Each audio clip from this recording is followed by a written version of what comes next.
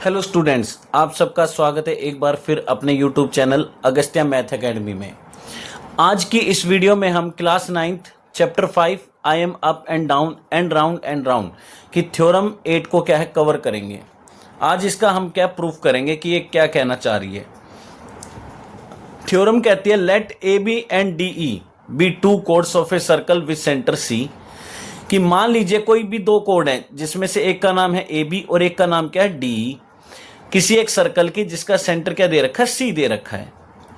अगर मान लो मेरी code A be greater than है डी ई से, यानी कि एक कोड की लेंथ दूसरी कोड से क्या थोड़ी ज़्यादा है, तो ये कह रहा है कि जो डिस्टेंस होगा ना ए बी का सी से वो कम होगा किसके कंपैरिजन में, जितना डिस्टेंस डी ई का होगा सी से। अब एक छोटे से एग्जाम्पल से समझाता हूं मैं आपको, अच्छे से क्लियर होनी चाहिए हर एक चीज। जब तक कंसेप्ट क्लियर नहीं होंगे ना आप कभी ज्योमेट्री कर नहीं सकते। आप सबको ये तो पता है कि हमारी सबसे लॉन्गेस्ट कोड कौन होती है, डायमीटर होती है। ये तो पता ही, डायमीटर सबसे लॉन्गेस्ट कोड होती है।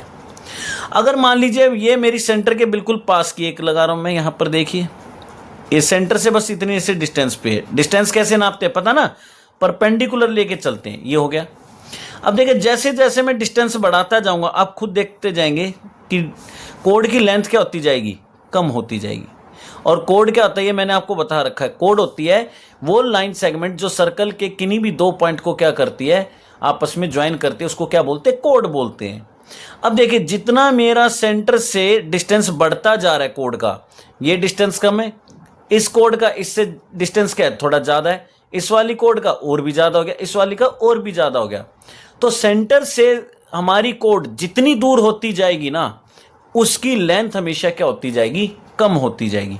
यही हमें थ्योरम में क्या प्रूफ करके दिखाना है कि अगर मान लो हमारे पास कोई एक सर्कल है और उस सर्कल में हमारे पास दो कोड हैं ए बी और डी ई। अगर ए बी की लेंथ अगर डी ई से ज़्यादा है तो वो हमारी क्या होगी, यानी कि कोड सेंटर के क्या होगी, थोड़ा पास होगी, और छोटी वाली क्या हो जाएगी, दूर हो जाएगी। हमें प्रूफ करके दिखाना है। तो मैंने क्या किया, एक कोड यहां पर ले ली कुछ इस तरह से। यहां पर ए बी हमें क्या दिखानी, थोड़ी बड़ी दिखानी, तो मैंने क्या किया, ए बी को यहां लिया इस तरह से। ये हमारी ए बी हो गई। और एक हमने कोड ले ली यहां पर कुछ इस तरह से, छोटी सी ऐसे, सी डी। ये हमारी कोड क्या हो गई, सी डी हो, सॉरी डी ई दे रखे ना, तो डी ई ही लेंगे हम, ठीक है, अपनी तरफ से नहीं लेंगे। ये हमारा हो गया डी ई। आपको वैसे भी दिख रहा होगा, देखिए ये कोड छोटी है, दूर हो गई है सेंटर से, और ये कोड बड़ी है तो सेंटर के क्या आ गई, पास आ गई। ये हमें यही कह रहा है कि ये प्रूफ करके दिखा दो, इसका जो डिस्टेंस होगा ना सेंटर से वो क्या होगा, कम होगा। किसके कंपेरिजन में कम होगा, इस वाली कोड के कंपेरिजन में कम होगा। अब दूसरी बात, मैंने आपको एक और बात समझाई थी लास्ट वीडियो में कि जब कभी भी किसी कोड का डिस्टेंस सेंटर से मेजर किया जाता है ना, तो हमेशा एक परपेंडिकुलर ड्रॉ करके किया जाता है। यानी कि ये लाइन हमारी क्या रहेगी, परपेंडिकुलर रहेगी। क्या रहेगी, परपेंडिकुलर। इसको नाम दिया हमने मान लो एफ, और इसको डी ई है ना, तो ये नाम दे दिया जी। और सेंटर का नाम हमारा सी दे रखा, तो हम सी का ही क्या है यहाँ पर यूज करेंगे। तो ये हमारा सेंटर क्या हो गया, सी। गिवन में है थ्योरम में, तो हमने वही यूज कर लिया। अब यहां पर क्या है कि हमें प्रूफ करके दिखाना है। तो सबसे पहले जो गिवन होता है ना, तो गिवन को लिखा जाता है। आपको मैं हर वीडियो में एक ही बात समझाता हूं कि जब भी ज्योमेट्री के क्वेश्चन आए, थ्योरम आए, फर्स्ट स्टेप आपका गिवन होना चाहिए, नहीं तो इसके भी मार्क्स कटते हैं। मैं आपको छोटी से छोटी बातें क्लियर करता चलता हूं। बस आपसे एक ही रिक्वेस्ट है, चैनल को लाइक और सब्सक्राइब कीजिए। आपके लिए बड़ी मेहनत करें तो आप भी थोड़ा सपोर्ट कीजिए हमें। अब गिवन क्या है कि हमारी जो कोड है ना ए बी, वो डी ई से क्या थोड़ी सी बड़ी है, लेंथ में बड़ी है, ग्रेटर देन है। तो कह रहा है कि प्रूफ करके दिखा दो, टू प्रूव कि जो ये वाला डिस्टेंस होगा कौन सा, सी जी। सी जी क्या आएगा, बड़ा आएगा किससे, सी एफ से। ये सी जी क्या है हमारा, यानी कि बड़ा आएगा किससे, सी एफ से। हमें प्रूफ करके दिखाना है, कोई दिक्कत नहीं, कर सकते हैं हम। कैसे कंस्ट्रक्शन करेंगे, सबसे पहले मैंने क्या किया, ड्रॉ की सी एफ परपेंडिकुलर टू है ए बी, और सी जी परपेंडिकुलर है किसके, डी ई के। ये हो गया। अब यहां पर प्रूफ देखते हैं कैसे हम प्रूफ करेंगे। आप सबको मैंने एक थ्योरम करवाई थी, याद होगा, सर्कल की थ्योरम, जिसमें हमें क्या समझाया गया है कि जब कभी भी हम सेंटर से एक परपेंडिकुलर ड्रॉ करते हैं किसी भी कोड पर, वो हमेशा उस कोड को क्या कर देती है, बाइसेक्ट कर देती है। बात हमेशा याद रखना। अगर मैं किसी एक सेंटर से परपेंडिकुलर ड्रॉ करूँगा किसी कोड पर, तो वो क्या कर देगी, उस कोड को बाइसेक्ट कर देगी। तो as we know that perpendicular drawn from centre of a circle to the code bisect the code, तो वो हमेशा कोड को क्या करेगी, बाइसेक्ट करेगी। तो क्या लिख देंगे, बाइसेक्ट द कोड। ये हमारा हो जाएगा, बाइसेक्ट को कोड कर देगी, है ना। अब यहां पर क्या बाइसेक्ट करेगी कोड को, तो मैं ये लिख सकता हूं, इट मीन्स हमारी ए एफ इक्वल हो जाएगी किसके, एफ बी के। ये ए एफ इक्वल हो जाएगी एफ बी के, और दोनों किसके इक्वल हो जाएंगी, ए बी का हाफ। पहली बात। दूसरी बात, ये ई जी किसके इक्वल हो जाएगी, जी डी के, और दोनों किसके इक्वल हो जाएंगी, ई डी का हाफ या डी ई का हाफ, कुछ भी लिख सकते हो। ई डी लिख दो, डी ई लिख दो, एक ही बात है। अब मैंने क्या किया, यहां पर कुछ इस तरह से इनको क्या किया, ज्वाइन कर दिया, ऐसे ऐसे, और इसको ज्वाइन कर दिया यहां पर ऐसे। ये मुझे पता है, ये मेरा क्या होगा, रेडियस होगा। सेंटर से सरकमफेरेंस तक जाते हैं तो ये डिस्टेंस क्या होता है, रेडियस होता है। अगर मैं बात करूं, अब मेरे पास दो राइट एंगल ट्रायंगल दिख रहे हैं मुझे, कौन कौन से, in right angled triangle, first का नाम क्या है, सी जी डी, ये लिया सी जी डी, और दूसरा राइट एंगल ट्रायंगल क्या है मेरे पास, इन राइट एंगल्ड ट्रायंगल, जिसका नाम क्या है, सी एफ बी। ये दोनों हमने राइट एंगल ट्रायंगल ले लिए। अब हमारे पास राइट एंगल ट्रायंगल है, तो मैं पाइथागोरस थ्योरम को यूज कर सकता हूं। तो हमने क्या किया, यहां पर यूज किया पाइथागोरस थ्योरम, ये हम यूज कर सकते हैं। पाइथागोरस थ्योरम क्या कहती है कि परपेंडिकुलर 90 के सामने वाली साइड क्या होती है, हाइपोटेनस होती है, और h का स्क्वायर किसके इक्वल होता है, p का स्क्वायर प्लस b का स्क्वायर। और हाइपोटेनस कौन होती है, जो 90 के सामने वाली होती है वो होती है हाइपोटेनस, और जिन दो साइड्स के बीच में 90 डिग्री बनता है उनमें से एक परपेंडिकुलर होती है और क्या होती है, बेस होती है। तो ये हमने ले लिया। तो हमारी हाइपोटेनस क्या है, यहाँ पर सी डी है, ये देखिए सी डी है, इस तरह से लिया, ये सी डी है, और परपेंडिकुलर क्या हमारी सी जी है, और हमारा बेस क्या है, जी डी है। ये हो गया। अब मुझे पता है सी डी तो क्या है, ये तो रेडियस है, तो इसको आर का स्क्वायर लिखा, और ये क्या हो गया, सी जी का स्क्वायर प्लस में जी डी का स्क्वायर। ये इक्वेशन नंबर 1 बन गई, हो गई। उसी तरह ये 90 है, 90 के सामने वाली हाइपोटेनस, और मुझे पता है एच का स्क्वायर किसके इक्वल होगा, पी का स्क्वायर प्लस में बी का स्क्वायर, यानी कि सी एफ का स्क्वायर प्लस में, और ये हमारा क्या हो गया, बी एफ, इसका स्क्वायर, बेस का स्क्वायर। ये हमारी 90 के सामने वाली हाइपोटेनस, ये परपेंडिकुलर, ये बेस। अब बी सी का मेजर क्या है, वो तो रेडियस है, तो इसको भी क्या लिख दूंगा, आर का स्क्वायर इक्वल में सी एफ का स्क्वायर प्लस में बी एफ का स्क्वायर। ये इक्वेशन नंबर हो गई 2, हो गई हमारी 2।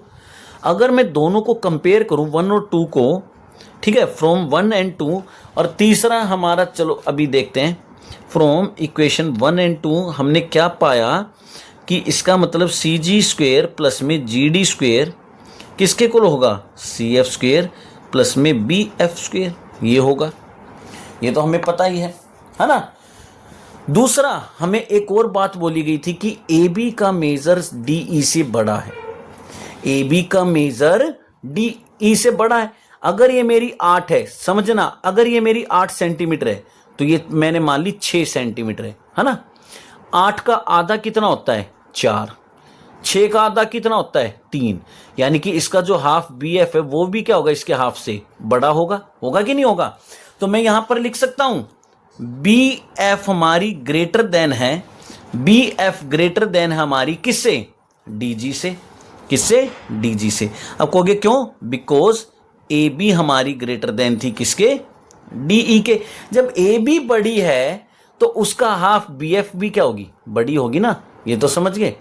अब एक बात समझिए, बी एफ बड़ी है किससे, DG से, BF बड़ी है DG से। अब एक एग्जाम्पल से समझाता हूँ, एग्जाम्पल से बड़े आसान से समझ में आता है। अगर मान लो मैंने इधर ये देखा ये इक्वल है ना, इक्वल है। अगर मैं इधर 3 + 5 लिख दूं 8 है, हो गया। 3 + 5 क्या है, 8 है। और मैंने यहाँ एक नंबर लिख दिया 6, खुद सोच के देखना, 6 लिख दिया तो 3 + 5 8 होता है, तो 6 + 2 8 होता है। अब देखिए यहाँ पर DG की जगह क्या लिखा मैंने 5, BF की जगह क्या लिखा 6, यही तो है ना, BF बड़ा दिखाना DG से, दिखा दिया। तो अब खुद सोच के देखो CG क्या हो गया, CG क्या हो गया अपने आप, CF से बड़ा हो गया कि नहीं हो गया। तो यहां पर अगर मैं कहूं तो अगर इनको कंपैरिजन करूं इन सबको, तो मुझे क्या मिल रहा है कि जो CG का स्क्वायर है वो CF से क्या है, बड़ा आ रहा स्क्वायर। तो इसका मतलब CG भी क्या होगी, CF से बड़ी होगी। और यही तो प्रूफ करना था कि हमारी जो CG है ना, ये जो डिस्टेंस है ये इस CF से क्या आएगा, बड़ा आएगा। और देख लिए बड़ा इजी था, और हमने प्रूफ कर दिया कि इसका मतलब CG हमारी क्या है, ग्रेटर देन होगी किससे, CF से। बहुत सिंपल सी थ्योरम थी। तो ये वीडियो को पॉज कीजिए और इसको नोट डाउन कीजिए। बताया ना आपके एनसीईआरटी में प्रूफ नहीं दिए गए हैं, प्रॉपर प्रूफ नहीं है, और एग्जाम में थ्योरम सबसे ज्यादा आती हैं। तो इसको थोड़ा सा अच्छे से नोट डाउन कीजिए, ठीक है। और अच्छे से नोट डाउन करने के बाद अगर फिर भी कोई डाउट आता है तो आप हमें कमेंट करके पूछ सकते हैं। अब हम बात करेंगे थ्योरम नंबर 9, इस चैप्टर की सबसे इंपॉर्टेंट थ्योरम। कोई भी स्कूल हो, कोई भी एग्जाम हो, ये थ्योरम जरूर आती है, कंफर्म है, गारंटेड है। इतनी इंपॉर्टेंट थ्योरम है ये, 10th में भी इसका यूज है। तो ये थ्योरम सबसे आपके लिए इंपॉर्टेंट रहेगी। इसको अच्छे से आपको क्या करना है, समझना है। समझना है तो बता देना, फिर से कोशिश करेंगे, लेकिन समझना जरूर है इस थ्योरम को। थ्योरम क्या कहती है, the angle subtended bye an arc. सबसे पहले आपको यही पता होना चाहिए कि आर्क क्या होता है, ये आर्क होती क्या है। ये जो हमारा सरकमफेरेंस होता है ना, इस पर आप कोई भी एक टुकड़ा ले लीजिए इसका, जैसे मैंने ये टुकड़ा लिया है यहां से लेके यहां तक। तो ये जो हमारी लेंथ है ना, ये वाली, ये क्या बोली जाएगी, इसकी आर्क बोली जाएगी। ये हमारी क्या एक आर्क है, जिसका नाम क्या ले लिया मैंने, AB। तो ये हमारी क्या एक आर्क है। तो ये कह रहा था angle subtended bye an arc, कि इस आर्क ने जो एंगल सबटेंड किया, बनाया है, कहां बनाया है, एट द सेंटर। कौन सा एंगल, ये वाला। ये जो एंगल सेंटर पे बना है ना, ये किस आर्क ने बनाया है, AB ने। कहोगे कैसे, देखो सेंटर को मैंने इस आर्क के इस एंड पॉइंट से जोड़ दिया और इस दूसरे एंड पॉइंट से जोड़ दिया, तो ये एंगल किससे बना है, इस आर्क AB से बना है। तो कह रहा है ये जो एंगल सबटेंड किया है आर्क ने सेंटर पे, वो हमेशा डबल होगा, यानी कि ये वाला एंगल हमेशा डबल होगा। किसका double, the angle subtended by the arc at any point on the circle outside the arc. यानी कि इस आर्क से बाहर की तरफ कहीं भी सर्कल में एंगल बना दो, जैसे ये वाला एंगल मैंने बना दिया है, ठीक है। अगर देखोगे ये एंगल भी किसने बनाया है, ये वाला एंगल, ये वाला इधर गया मैं आर्क के इस एंड पॉइंट पे, इधर गया इस पे, तो ये एंगल भी इसी आर्क ने सबटेंड किया ना। तो जितना ये एंगल होगा ना, हमेशा उसका डबल सेंटर वाला एंगल होगा। ये बात हमेशा याद रखना, और यही हमें इस थ्योरम में प्रूफ करके दिखाना है। फिर से कह रहा हूं, सबसे इंपॉर्टेंट थ्योरम है इस चैप्टर की। अब किस तरह से हम प्रूफ करेंगे कि ये सेंटर पे बनने वाला एंगल इस एंगल का क्या है, डबल है। कैसे प्रूफ करें, इसी को समझते हैं।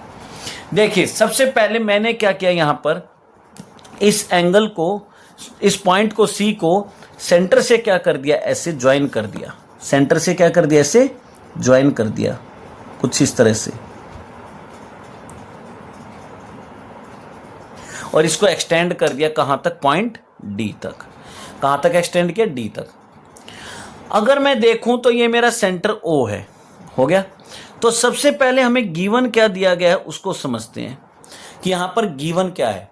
सबसे पहली बात हमें गिवन दी गई है, ये एक आर्क है। क्या है, एक आर्क। आर्क को अच्छे से दिखाने के लिए मैंने यहां पर एक और पॉइंट ले लिया E। तो मैंने क्या लिखा कि AEB क्या दे रखी है, हमें एक आर्क दे रखी है।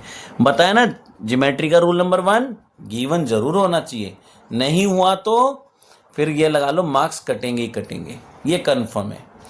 अब यहां पर हमें सबसे पहले ही गिवन ये दिया गया था दूसरा हमें क्या गिवन दिया गया है कि ये जो एंगल है ना AOB, ये किसने सबटेंड किया है, इसी ने सबटेंड किया है, यानी angle AOB is subtended bye arc AEB। ये सिंबल आर्क का होता है, हम ऐसे भी लगा सकते हैं, ये सिंबल किसका होता है, आर्क का। और कहां पर बनाया है, सेंटर पे, लिख भी देंगे, यही वो हमारा सेंटर वाला एंगल है। यहां तक क्लियर हो गया। अब हमें यहां पर क्या करना है, प्रूफ करके दिखाना है, कि प्रूफ करके दिखाओ कि ये जो सेंटर पर एंगल बना है, कौन सा एंगल AOB, ये डबल होगा किसका, उस एंगल का जो इसी आर्क से बना है, इस remaining part of the circle, या ये कह सकते हो आउटसाइड द आर्क। इस आर्क को छोड़ के कहीं भी बना लो। तो मैंने यहां पर एक पॉइंट लिया था C, तो इसका क्या दिखाना है, ये डबल दिखाना है कि ट्वाइस है किसका, एंगल ACB का ट्वाइस आएगा। इसके लिए मैंने यहां पर क्या किया, कंस्ट्रक्शन की है, आपको दिख भी रही होगी।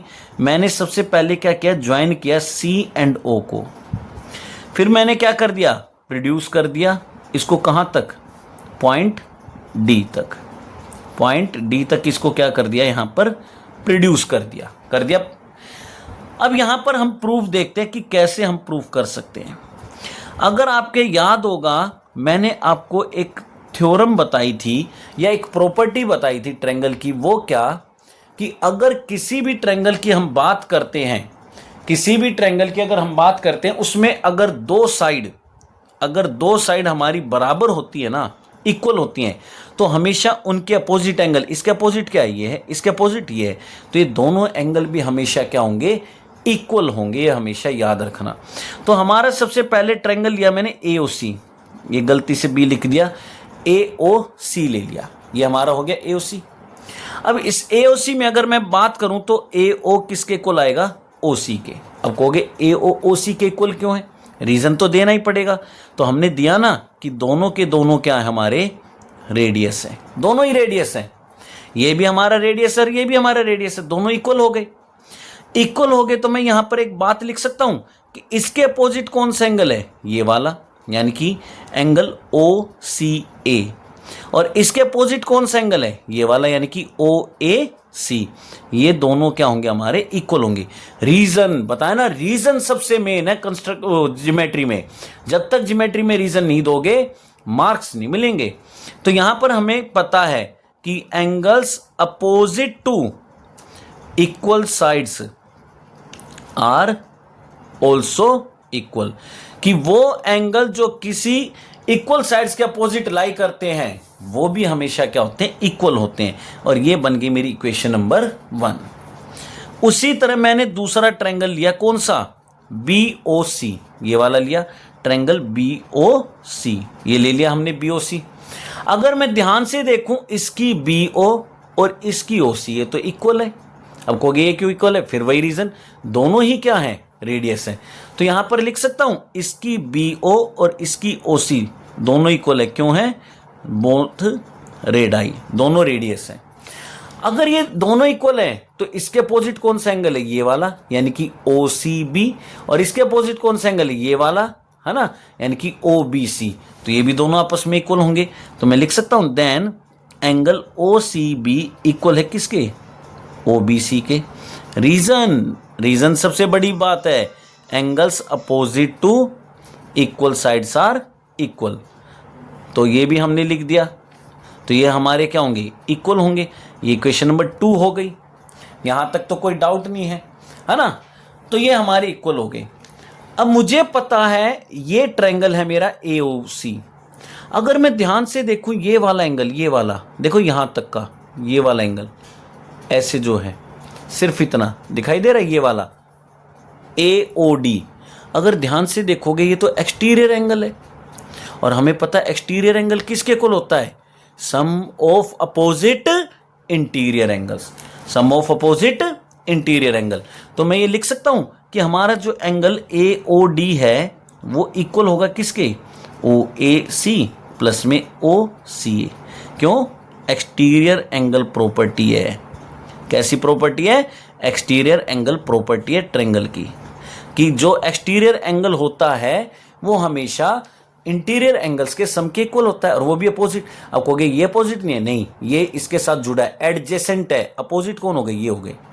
तो देखो दोनों को एक ही नाम से लिख सकता हूं, एंगल एओडी, है ना। अब ये दोनों इक्वल हैं तो मुझे इससे और इससे काम है ना प्रूफ में, क्या इसका कोई रोल है? OAC का नहीं है, हटाओ इसको। कैसे हटाएंगे? OAC को मैंने क्या लिख दिया? OCA लिख दिया। अब कहोगे कैसे लिख दिया OCA? हमने यहां पर प्रूफ तो किया है कि OCA किसके इक्वल है? OAC को। तो OAC को मैं लिख सकता हूं OCA, तो इसका मतलब एंगल AOD किसके इक्वल हो गया? ट्वाइस ऑफ OCA हो गया, इक्वेशन ए। उसी तरह हमारा ये वाला एंगल कौन से वाला? BOD, ये एक्सटीरियर एंगल है, BOD भी एक्सटीरियर एंगल है, तो ये किसके इक्वल होगा? सम ऑफ अपोजिट इंटीरियर एंगल, यानी कि OCB, ये OCB और OBC, तो दोनों को एक साथ ले लेंगे, OCB प्लस में OBC। क्यों है? Same reason, exterior angle property है ये भी।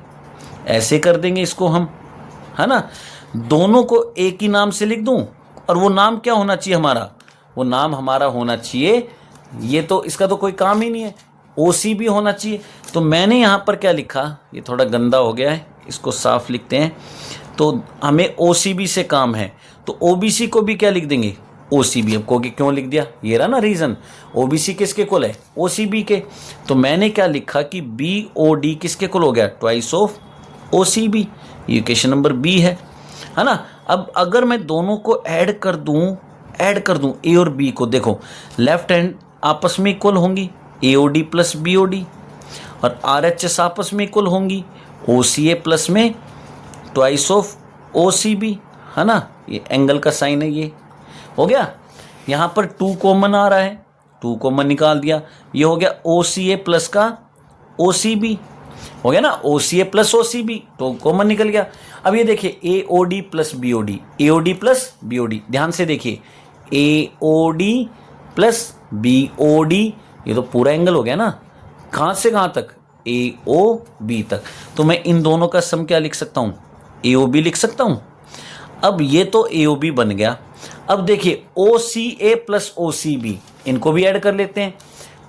कैसे? OCA प्लस OCB, दोनों को ऐड करोगे तो पूरा हो जाएगा, यानी कि ACB। तो इसका सम क्या लिख सकता हूं मैं? इनका सम लिख सकता हूं ACB। तो यही तो प्रूफ करना था कि सेंटर वाला एंगल हमेशा डबल होता है। किसका?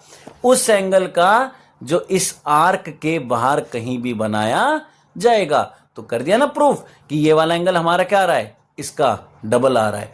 तो ये इजी थ्योरम होती है, बस आपको ध्यान से एक बार समझना है। अगर एक बार ध्यान से समझ लिया ना बच्चों, कंस्ट्रक्शन बड़ी इजी होती है, फ्री के मार्क्स दिलवाएगी, ठीक है ना। तो ये आज की हमारी 2 थ्योरम थी इस वीडियो में। नेक्स्ट वीडियो जो हमारी आएगी, थ्योरम नंबर 9 के ऊपर बेस्ड मैं 2 थ्योरम सोल्व कराऊंगा। आपकी एनसीईआरटी में नहीं दी गई हैं, लेकिन मैं आपको जरूर कराऊंगा, इन्हीं थ्योरम के ऊपर बेस्ड कराऊंगा, ठीक है ना।